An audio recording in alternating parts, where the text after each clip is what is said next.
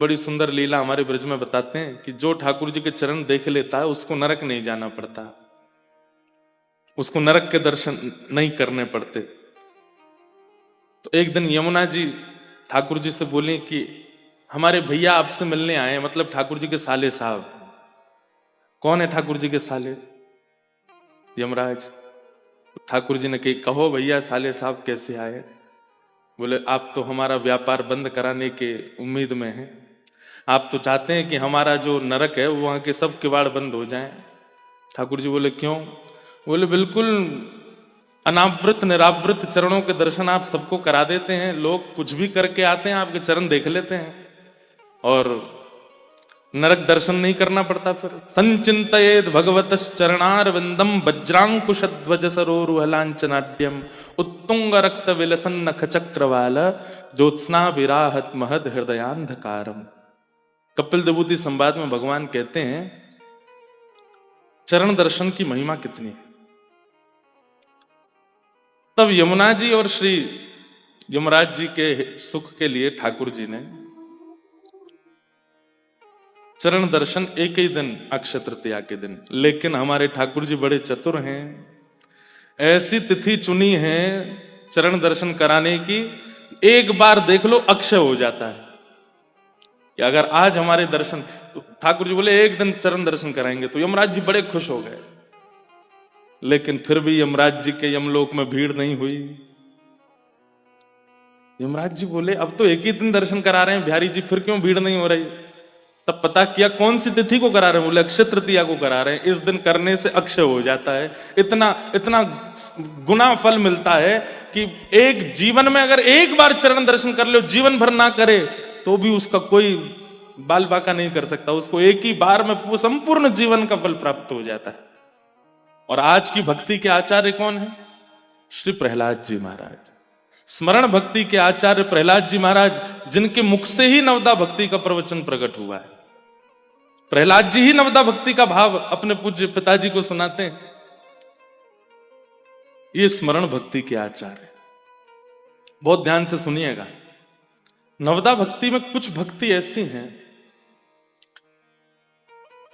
जिनके लिए प्रयास और परहेज ये दोनों करने पर भी कई बार सफलता प्राप्त नहीं होगी, और उनमें से एक भक्ति है स्मरण भक्ति। परहेज भी हम बता देंगे, प्रयास भी आप कर लेना, लेकिन ये तो उनकी इच्छा से ही हो सकता है। स्मरण भक्ति के आचार्य हैं श्री प्रहलाद जी महाराज, जिन्होंने कभी ठाकुर को देखा नहीं है, लेकिन बाल्यकाल से ही अपने गर्भ में मां के जब नारद जी महाराज के प्रवचन सुने, भक्ति भाव सुने, जन्म लेते ही उनके चित्त में वो भक्ति के बीज अंकुरित हो गए। एक बात बहुत ध्यान से सुनिएगा, कल मुझे एक पत्र भी आया था, मैं उसका उत्तर नहीं दे पाया। उसमें लिखा था हमारे घर में मांस भी बनता है, हमारे माता पिता विपरीत हैं, ऐसा है, सब कुछ है, महाराज जी आप बताओ कैसे भजन बने। स्मरण भक्ति का पहला एक नियम जान लीजिए, शिकायत नहीं करनी। ठाकुर जी से कोई शिकायत नहीं, चाहे जैसी स्थिति मिली हो। प्रहलाद जी ने कभी कोई शिकायत की हो ठाकुर जी से? नहीं, शिकायत किसी भक्त ने नहीं की। वो तो व्याज स्तुति होती है कि हम ठाकुर जी से थोड़ी, जब प्रेम बहुत कर लिया जाता है ना, तो नोक झोंक करी जाती है। अगर भक्तिमती मीराबाई का कोई ऐसा पद है जहां वो ठाकुर जी से लड़ रही हैं या शिकायत कर रही हैं, तो इसका मतलब उन्होंने पहले बहुत प्रेम किया है ठाकुर जी से, इसलिए प्रेम की एक चरम स्थिति आती है तो शिकायत नहीं, थोड़ा सा प्रेमी के साथ में थोड़ी नोक झोंक हो जाती है, और वो प्रेम का स्वरूप है। पर प्रहलाद जी ने कुछ शिकायत नहीं की। हे नाथ, मैं कैसे आपको बच सकता हूं? मैं तो राक्षस हूं, मैं आपको कैसे बच सकता हूं? मेरे पिता ही विपरीत हैं, मेरे भाई विपरीत हैं, मेरा परिवार विपरीत है। प्रहलाद जी के संपूर्ण कुल खानदान में एक भी ऐसा नहीं है जिसके बगल में बैठ करके प्रहलाद जी कीर्तन कर लें। ऐसी प्रतिकूल अवस्था, ऐसी प्रतिकूल व्यवस्था, लेकिन प्रहलाद जी ने फिर भी अपना भजन नहीं छोड़ा। कभी कभी हम लोग उन पर बहुत तरस आ जाता है हमको कि अरे बताओ, इनका तो ऐसा सब परिवार कुल है, फिर भी ये भजन नहीं छोड़ते, कथा सुनना नहीं छोड़ते। श्री प्रहलाद जी महाराज को देखिए ना, कभी कोई शिकायत नहीं की उन्होंने। विपरीत अवस्था।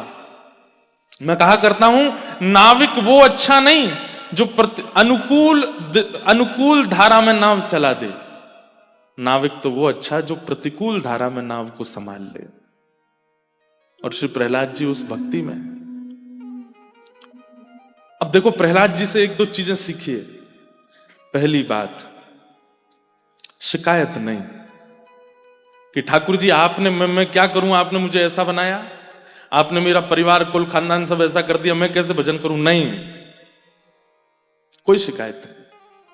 प्रहलाद जी महाराज नित्य अपने पिताजी को प्रणाम करते हैं, नित्य अपने भाई बंधुओं को वंदन करते हैं। और भागवत जी में वर्णन है कि श्री प्रहलाद जी महाराज दानव विश्वविद्यालय पढ़ने गए, वहां जाकर के दानवी विद्या भी सीखते हैं। लेकिन इन सब के बाद भी प्रहलाद जी के चित्त पर कोई असर नहीं हुआ। चित्त तो हरि का ही है। एक बात हम खुल के कह दें, मान लीजिए कि आप भजन करते थे और अचानक एक दो साल बाद ऐसा हुआ कि आपकी भक्ति में अब लेश हो गया, अब आपकी भक्ति कम हो गई, अब आप थोड़े से व्यवचार में पड़ गए और आपसे किसी ने पूछा, बोले पहले तो भाई तुम बड़े भक्त थे, अब क्या हो गया? बोले यूनिवर्सिटी गए थे पढ़ने के लिए, वहां बच्चों का संग ऐसा हो गया, ऐसी संगति मिल गई, ऐसे लोग खाते पीते सब थे, क्या करें, धीरे धीरे हमारा व्यवहार भी बिगड़ गया। इसका मतलब पता है क्या है? आपके हृदय को ठाकुर जी ने तब भी स्वीकार किया ही नहीं था। अगर किया होता तो चाहे जैसी स्थिति परिस्थिति हो जाती, आप अपने चित्त से ठाकुर जी का त्याग नहीं करते। कोई प्रेमी अगर अपने प्रेमी को प्राप्त करना चाहता है तो माता से रूठ जाएगा, पिताजी विपरीत हो जाए, परिवार विपरीत हो जाए, कुल खानदान विपरीत हो जाए, चाहे उसके सामने अपने प्रेमी से भी लाख गुना योग्य, लाख गुना सुंदर व्यक्ति आ जाए, फिर भी वो स्वीकार नहीं करता। जिसको एक बार चुन चुका है वो उसी का ही रहता है, वही तो प्रेम कहा जाता है। लेकिन पता चली कि हम जिससे प्रेम करते हैं उससे नेक ज्यादा पैसा वाला है, ये इसके संग रह लेंगे तो थोड़ा नेक ज्यादा हमको आगे भविष्य में कष्ट नहीं होगा, और फिर उसको हम छोड़ दें, और वहां तो ये प्रेम है। प्रेमियों की भाषा में इसको क्या बोलते हैं? बेवफाई। धोखा दे दिया, फिर बेचारा वो रोता है। देखना एक दिन तुमको पता चलेगा, आदि आदि सब बातें होती हैं। ठीक वैसे ही अगर एक बार हरि शरणागति ग्रहण की है, उसके बाद चाहे व्यवहार, चाहे संगति, चाहे आहार, चाहे कैसे भी स्थिति आ जाए, अगर उस स्थिति के आने पर आपके हृदय का स्वरूप परिवर्तित हुआ है, इसका मतलब वो पहले भी शुद्ध नहीं था, इसीलिए परिवर्तित हो गया। और अगर शुद्ध होगा तो महाराज अमेरिका की यूनिवर्सिटी में भी पढ़ाना, आपका व्यवहार नहीं बदलेगा, आपका चित्त स्वभाव स्वरूप नहीं बदलेगा। इसका मतलब वो पहले ही शुद्ध नहीं था, इसीलिए परिवर्तित हो गया। प्रहलाद जी से ये बात हमने सीखी है कि चाहे जैसी स्थिति आ गई, लेकिन प्रहलाद जी का स्वभाव नहीं बदला। शिकायत नहीं। स्मरण भक्ति का पहला सूत्र है, ठाकुर जी से कोई शिकायत नहीं, समर्पण। ये दूसरी बात, स्मरण भक्ति में पहले तो शिकायत नहीं, और स्मरण भक्ति में दूसरा समर्पण। ऐसा समर्पण ठाकुर जी के प्रति, तेरे फूलों से भी प्यार, तेरे कांटों से भी प्यार, तू जो भी देना चाहे दे दे मेरे करतार, तभी स्मरण भक्ति श्रेष्ठ हो सकती है। याद, स्मृति। महाभारत युद्ध जब मध्यस्थ ठाकुर जी ने गीता का ज्ञान दिया, तब अर्जुन को 18 अध्याय सुनाते हुए ठाकुर जी अंत में पूछते हैं, अर्जुन अब तुम्हारी स्थिति कैसी है? तब अर्जुन कहते हैं, नष्टप मोह स्मृतिर लब्धा, मेरा मोह नष्ट हो गया, मुझे स्मृति प्राप्त हो गई। स्मृति माने स्मरण, याद। स्मृति भी एक भक्ति है। एक बात बहुत ध्यान से सुनो, सब लोग इधर देखो। आप लोग नित्य नाम जप करते हैं, आप लोग नित्य तिलक लगाते हैं, नित्य अपने ठाकुर जी की सेवा करते हैं। अब एक चीज हमारी सुनो, सब अपने क्रम कीजिए जो आपके क्रम हैं, उसके बाद नेत्र बंद करके बैठिए। जब आप वृंदावन गए थे उस स्मृति को पुनः दोहराइए। जब आप जगन्नाथपुरी गए थे उस स्मृति को पुनः दोहराइए, जब आप श्रीनाथ जी गए थे उस स्मृति को पुनः दोहराइए। संपूर्ण स्मृतियों का एक बार चिंतन कर लिया कीजिए। ये स्मरण भक्ति का एक स्वरूप है। जब जब अवसर मिले, एकांत होते हैं, तो स्मरण किया कीजिए कि कब प्रथम मिलन हुआ था ठाकुर जी से, कब प्रथम वृंदावन दर्शन हुआ था, अंतिम बार जब वृंदावन गए थे तब कैसी सुगंधी थी, कैसी पवन थी, कैसी वायु थी, कैसे कैसे लोग मिले, कैसे दर्शन हुए। ये सारी अपनी स्मृति में रखिए। इन सब से स्मरण भक्ति पुष्ट होती है, स्मरण भक्ति में पुष्टि आती है। हम लोग याद रखते हैं पर उसका नित्य चिंतन नहीं करते, नित्य स्तवन नहीं करते,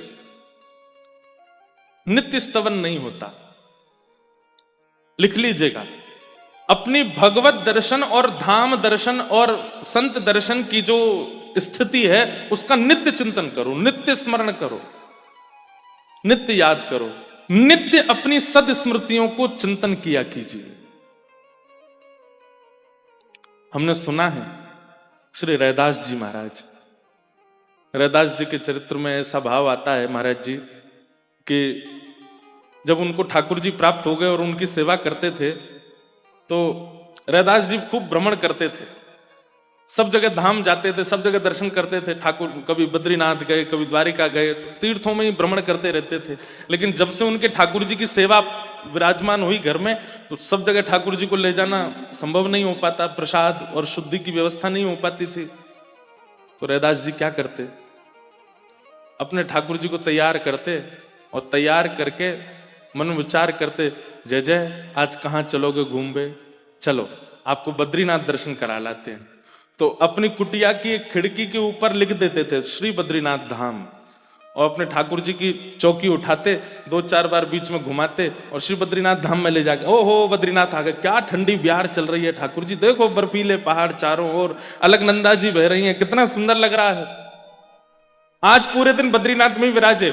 उस दिन सामग्री भी वो बनती थी जो शीतकाल में पाई जाती है, शीतकाल की सामग्री, ठंडी सामग्री नहीं। स्वेटर पहन करके घूम रहे हैं, सॉल ओढ़ रखी है, ठाकुर जी को भी सॉल पहना रखी। जेठ के महीना में भीषण गर्मी है बाहर कुटिया के, लेकिन भीतर तो महाराज उनका बद्री। और इसका ऐसा उनके साथ में प्रभाव होता था, कभी कभी भयंकर ग्रीष्म ऋतु में गांव के लोगों को सर्दी लगने लगती, कांपने लग जाते। बोले क्या करें, बोले जून जुलाई का महीना, जेठ का महीना चल रहा है, इतनी सर्दी क्यों? जरूर रैदास जी अपने ठाकुर जी को केदारनाथ ले गए होंगे आज, इसलिए पूरे गांव में सर्दी आ गई है आज। उनके ठाकुर जी की जहां स्थिति होती थी वैसी स्थिति पूरे गांव की होने लग जाती थी। हम कह रहे हैं गांव की तो नहीं होगी, सबके चित्त के काम पीड़ा का नाश कर रहे हैं ठाकुर जी अपने नृत्य के द्वारा। अरे भाई, कोई सुंदर श्रृंगार करके आवे, वस्त्र आवरण धारण करके आवे, उसके प्रति इच्छा प्रकट करते हैं, पर ठाकुर जी तो ऐसा नृत्य करते हैं रास में कि उनके रूप लावण्य को देख करके चित्त में जो काम पीड़ा है वो भी नष्ट हो जाती है। ऐसे ठाकुर जी यमुना तट पर रास कर रहे हैं। अब ये क्या है, प्रत्यक्ष में तो हितवंश महाप्रभु झूला झूला रहे हैं ठाकुर जी को, लेकिन नेत्रबंद हो गए और मन से स्मृति किसकी कर रहे हैं कि ठाकुर जी तो रास विहार कर रहे हैं, और मैं भी एक वंशी अली गोपी हूं, ठाकुर जी के साथ रास कर रही हूं। स्थिति ऐसे होने लगी कि झूला झुलाते झुलाते श्री महाप्रभु जी को प्रश्वेत के बिंदु प्रकट होने लगे, क्योंकि नृत्य कर रहे हैं तो नृत्य में पसीने आ रहे हैं। हाथ से डोर छूट गई ठाकुर जी की, बस हाथ धीमे धीमे चल रहा है, डोर छूट चुकी है। अब इतनी सुंदर लीला है महाराज। अप्रत्यक्ष मानसी भाव में, स्मृति भक्ति में तो ठाकुर जी रास कर रहे हैं, लेकिन प्रत्यक्ष में सामने ठाकुर जी झूला झूल रहे हैं। सावन को महीना है और सावन में ठाकुर जी झूला काहे को झूले, क्योंकि सावन में हवा नहीं चलती, घनघोर बादल छा जाते हैं तो उमस जैसी होती है, इसलिए सखियां झूला झुलाती हैं ताकि ठाकुर जी को हवा लगे, ठाकुर जी को सुख मिले। सामने झूला पे बैठे हुए ठाकुर जी किशोरी जी तो कहने लगे, हे श्री जी, हे श्यामाजू, मुझ को तो बड़ी गर्मी लग रही है, ये हरिवंश बालक तो झुला ही रहे हो। किशोरी जी बोली, पता ना है, वो तो रास की भूमिका में चलोगे और रास को स्मरण कर रहे हो, देखो रास कर रहे हो, आपके हाथ पकड़ करके झूम रहे हो। वो तो स्मृति भाव में चलोगे और स्मरण भक्ति में चलोगे, अब हमारी सेवा कैसे होगी? ठाकुर जी बोले मुझको तो गर्मी लग रही है, मैं कहा करूं। किशोरी जी बोली अब कछु तो करो, गर्मी तो मुझको भी लग रही है। सो इतने में प्रत्यक्ष ठाकुर जी जिनकी सेवा होती थी वे सचल हो गए और सचल होकर के अपने झूला से नीचे पाम लटका लिए और अपने पैर के अंगूठा से टेक दे दे करके झूला झुला रहे हैं, अपने आप को स्वयं ही झुला रहे हैं। क्योंकि किशोरी जी को भी श्रम है, क्योंकि हरिवंश बालक तो स्मृति स्मरण भक्ति में चलोगे हो। यहां ठाकुर जी पैर से टेक दे दे करके झूला आगे पीछे कर रहे हैं। किशोरी जी तो बड़ी प्रसन्न, हाँ अब ने एक सांस आई, अब ने एक हवा लगी। लेकिन ठाकुर जी तो और थक गए, पहले पसीना आ रहा और ने पामन ते जोर जोर ते झुलाने लगे तो और थकान है गई। सो ठाकुर जी ने कहा कि अपनी पीताम्बरी के सब्र छोड़ जो बांधवे के हूं वो सब खोल लिए और पीताम्बरी उतार करके अपनी माला वाला उतार करके सब धर दें। बोले मुझे तो बड़ी गर्मी लग रही है, कहा करूं। ठाकुर जी जोर जोर से झूला झुलाने, इतने में ही महाप्रभु जी के पिताजी आ गए भीतर। और जैसे ही पिताजी का आगमन हुआ ठाकुर जी दौड़ करके बिना अपनी पोशाक धारण किए हुए जाकर खड़े हो गए। पिताजी ने आकर के जब देखा तो क्या देख रहे हैं कि हरवंश बालक केवल अपने हाथ को चला रहे हो, हाथ से डोर छूट गई है, लेकिन झूला अपने आप चल रहा है और ठाकुर जी अपनी पीताम्बरी आदि उतार करके और बिल्कुल अपने स्वरूप में खड़े हैं। लेकिन वो इस भेद को पहचान नहीं पाए कि हुआ क्या था यहां पर, ये झूला अपने आप चल कैसे रहा है। स्मरण भक्ति, स्मरण भक्ति में आपका तन कहीं भी हो सकता है। स्मरण भक्ति में आपके आसपास का व्यवहार कैसा भी हो सकता है।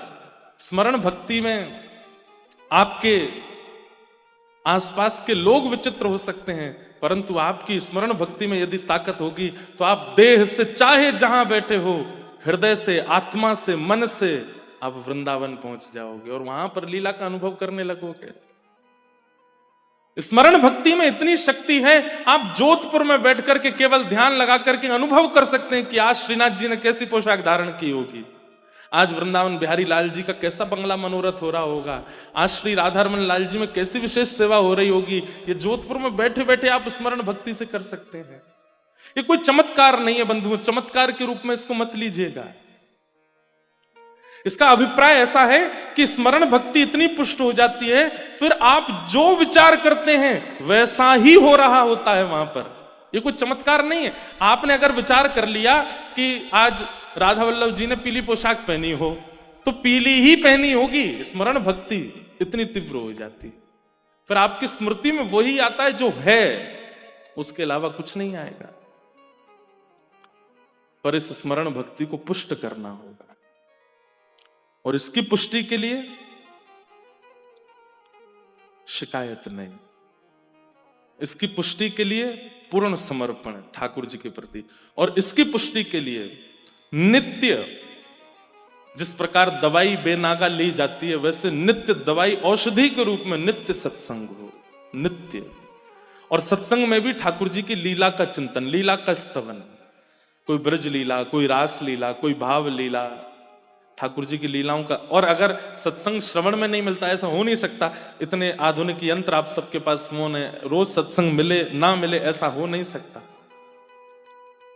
आप नित्य कर सकते हैं, नित्य सत्संग करना है। ये तीन कार्य, सत्संग, समर्पण और बिना शिकायत के, बिना अर्जी के, बस ठाकुर जी का स्मरण करते हैं। तो अभी आप राधा रमण जी का स्मरण करते हो, राधा वल्लभ जी का स्मरण करते हो, बिहारी जी का स्मरण करते हो, श्रीनाथ जी का स्मरण करते हो, जहां आपकी रुचि उनका स्मरण करते हो। स्मरण में क्या विचार करते हो? मंदिर में ठाकुर जी विराज रहे हैं, ऐसी पोशाक पहनी है, श्रृंगार आदि, इतने मात्र ये प्रारंभिक स्मरण हो सकता है, लेकिन रोज यही स्मरण नहीं करना है। फिर आप उस स्मरण में थोड़ी परिवर्तन लाओ। अब कैसा परिवर्तन? अपने हृदय कुंज में ही एक सुंदर निकुंज बनाओ अपनी मति के अनुसार। ऐसे वृक्ष हैं, ऐसे पुष्प हैं, ऐसी पवन है, ऐसी नदी बह रही है, ऐसे सुंदर सेज है, और जिनका आप स्मरण करते हो, राधा रमण, राधा वल्लभ, बिहारी जी, श्रीनाथ जी, उन्हीं ठाकुर जी को सचल मान करके वहां विराजमान करो। और सचल रूप में ठाकुर जी आपके सामने सेज पर विराज रहे हैं, उसके बाद अपने गुरुदेव का स्मरण करो। हमारे गुरुदेव कौन? जिनकी कृपा से हम ये सब भाव धारण कर रहे हैं, जिन्होंने हमें नाम दीक्षा, गुरु दीक्षा एवं दिशा प्रदान की, उन गुरुदेव का भी एक आसन लगा दो। बहुत ध्यान से सुनिएगा, बिना गुरुदेव को आसन पधराए यदि आप स्मरण भक्ति में जाएंगे, मानसी भक्ति में जाएंगे, तो हो सकता है आपसे अपराध बने। इसलिए गुरुदेव को वहां विराजमान कर दो, गुरुदेव हमारे बैठे। और उसके बाद स्वयं की जो सेवा आप करना चाहो वो सेवा ठाकुर जी से करो, वार्ता करो, ठाकुर जी की कुछ सुनो, अपनी कुछ सुनाओ।